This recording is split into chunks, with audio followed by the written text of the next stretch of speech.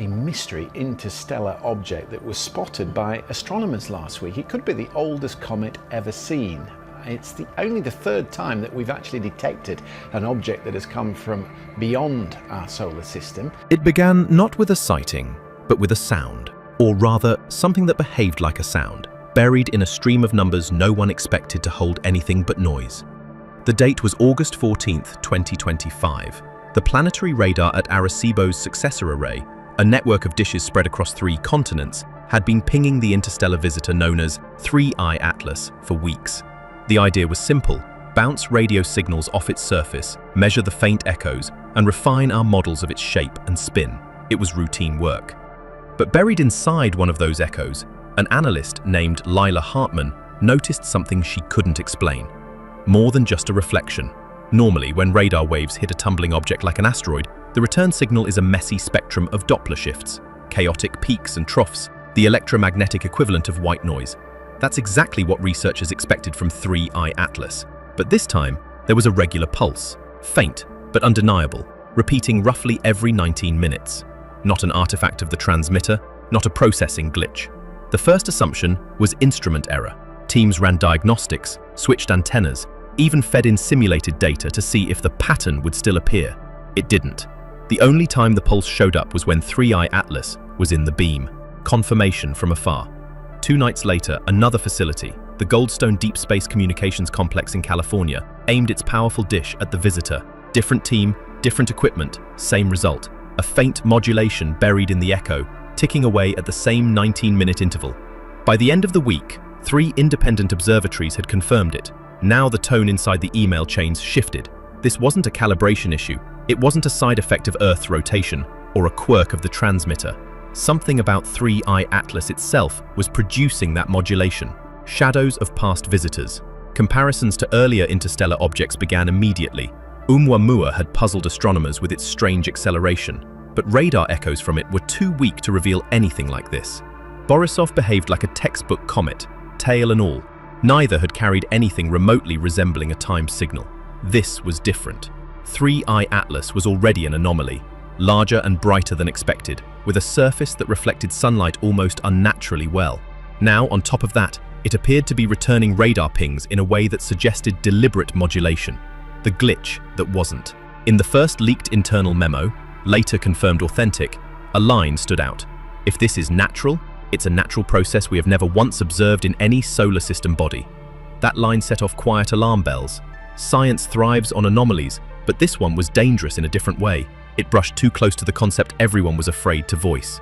Because a repeating signal, even one piggybacking on reflected radar, is the kind of thing our own probes sometimes do, keeping the circle small.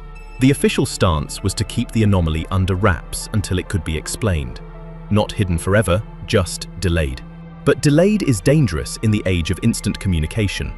Every person in the loop knew that once word got out, the story would take on a life of its own. Only a few dozen researchers were given full access to the raw data.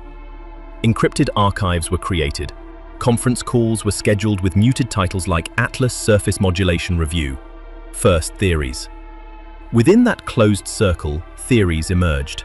Some suggested a purely natural cause, perhaps a patch of material on the surface that reflected radar differently as the object rotated, creating an apparent rhythm. Others noted that the 19-minute interval didn't match the preliminary spin rate, meaning the source couldn't simply be a bright spot rotating into view. A few, quietly, almost apologetically, raised the possibility of an internal process. Not an engine, not a transmitter in the science fiction sense, but something within the object's structure that was interacting with the incoming radar in a patterned way. The implication hung unspoken. An interaction could, in theory, be intentional. Data that wouldn't wait. On the 4th week of monitoring, the pulse changed. It didn't vanish, it shifted. Instead of a single clean spike every 19 minutes, the spectrum began to show sidebands, faint echoes of the main pulse, spaced at precise intervals. To a communications engineer, that pattern was instantly recognizable. It looked like modulation, as if information were being layered onto the carrier signal. At that point, the glitch explanation was effectively dead. Nature produces repetition in pulsars, in rotating moons, in geological cycles, but layering structured sidebands onto a base rhythm? That's something we associate with technology. Lockdown. Almost immediately, the radar observation schedule was rewritten. More time on 3i Atlas, more frequency ranges tested, more attempts to catch the modulation at different points in its trajectory. But something else happened too. Researchers who had been freely trading data found their access restricted. Requests for raw files went unanswered. Rumors spread that certain frequencies were being monitored in real time by agencies outside the astronomical community. Leaks. You can't contain curiosity forever. A week later, a fragment of spectrogram, blurry but legible, appeared on a private Slack channel used by amateur radio astronomers. It showed the pulse, it showed the sidebands, and it was tagged with the coordinates and timestamp of a Goldstone observation. Within hours, screenshots circulated on Twitter and Reddit. The story was out, half-formed, misinterpreted, but alive. Some called it proof of alien contact. Others dismissed it as an elaborate hoax. A few quietly said what many in the closed meetings had been thinking: decoding the pattern inside. A lab at the SETI Institute in California, a small team worked in near silence. The data was split into chunks, each 12-hour stretch of observations rendered into complex spectrograms where time flowed downward and frequency ran across the page. If you knew what you were looking for, the pattern was obvious. A bright horizontal streak every 19 minutes. Sidebands spaced precisely at 14.2 Hz apart. No drift, no randomness, clockwork precision. That last detail was important. Natural processes, even the most regular, tend to wander. Rotations slow, vibrations fade. Here the spacing was fixed down to 1/10 of a hertz over weeks, testing for earthly contamination. They cross-checked observations from Hawaii, California, and Spain. Daytime, nighttime, different equipment, different operators. The same pattern appeared every time, but only when the radar beam was on 3i Atlas. When the dish swung away, the pattern vanished, the message hypothesis. It was Dr. Rana Iqbal, a communications systems expert, who put it into words first. If this is a modulation, it's rudimentary, like an old analog signal, but it's structured.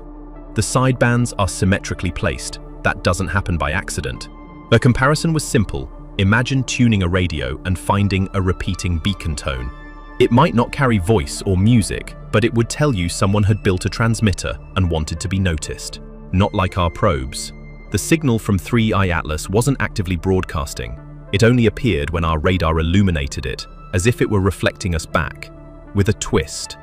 That twist could be a passive process, like a specially shaped surface bouncing signals in a patterned way. Or it could be active, something onboard listening and responding in kind. Security officers began sitting in on calls. Researchers were asked to sign new NDAs, publicly. No evidence yet of artificial origin. Privately, growing suspicion. They stripped away the main pulse, leaving only the variations in the sidebands. Yes, there was variation.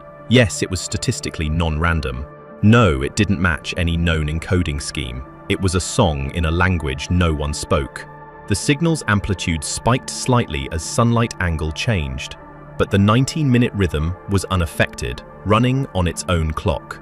Private lists buzzed with indirect references to structured echoes and non-terrestrial RCS. Some urged restraint, others transparency. What if it was meant to be noticed? A passive reflector designed to respond when pinged. A message in a bottle waiting for light. 3i Atlas would pass nearest in early 2026. Months left to decide whether to answer.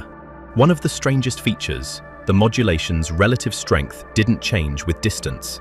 Not a conversation, just the simplest kind of, "We're here." Maybe it's ancient wreckage, still functioning, a chilling thought. If it still works, what does that say about its builders? Some agencies pushed for disclosure, others feared hysteria. Closest approach loomed like a deadline. Late October, the sidebands changed. Amplitude rose and fell in a slow sequence, repeating exactly 4 times. Binary-like, but undecipherable.